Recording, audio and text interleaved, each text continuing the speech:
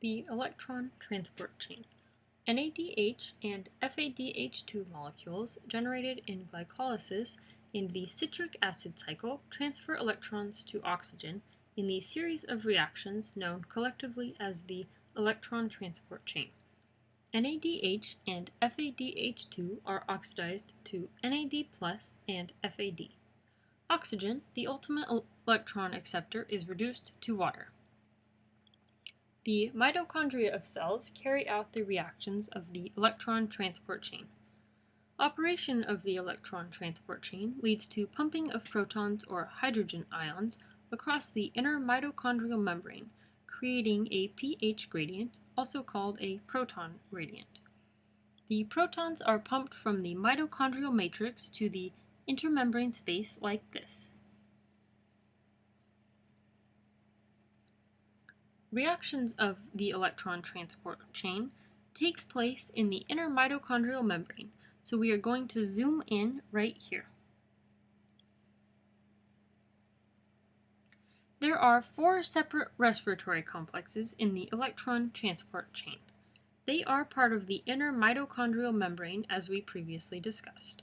They are complex 1, complex 2, complex 3, and complex 4. Each complex carries out reactions of a portion of the electron transport chain. There are also 2 electron carriers, coenzyme Q or CoQ, and cytochrome C or Cyt C. These are not part of the respiratory complexes, but they can move freely in the membrane.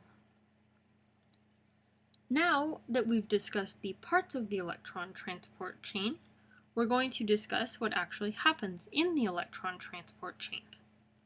A general outline of the process is as follows. NADH and FADH2 pass electrons to coenzyme Q. Electrons are then passed from coenzyme Q to a series of proteins called cytochromes, and eventually to oxygen. Proton pumping occurs in complexes 1, 3, and 4. No proton pumping occurs in complex 2. Now we're going to discuss the specifics of what happens in each of the membrane-bound complexes. Complex 1 is called NADH CoQ oxidoreductase. Here, electrons are transferred from NADH to coenzyme Q, or CoQ. The overall reaction is NADH plus H plus CoQ yields NAD plus CoQH2. Proton pumping occurs here. Complex 2 is called succinate CoQ oxidoreductase. Oxidation of succinate to fumarate occurs here. The overall reaction is succinate plus CoQ yields fumarate plus CoQH2. The overall reaction is exergonic, but there is not enough energy to drive ATP production. No hydrogen ions are pumped out of the matrix during this step, so no proton pumping occurs. Complex 3 is called CoQH2 cytochrome C oxidoreductase. Oxidation of reduced coenzyme Q occurs and reduction of cytochrome C1 occurs. The overall reaction is CoQH2 plus 2 cytochrome C1 oxidized form yields CoQ plus 2 cytochrome C1 reduced form plus 2 hydrogen ions.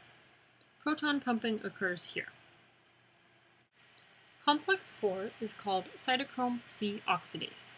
This complex catalyzes the final steps of electron transport, the transfer of electrons from cytochrome C to oxygen.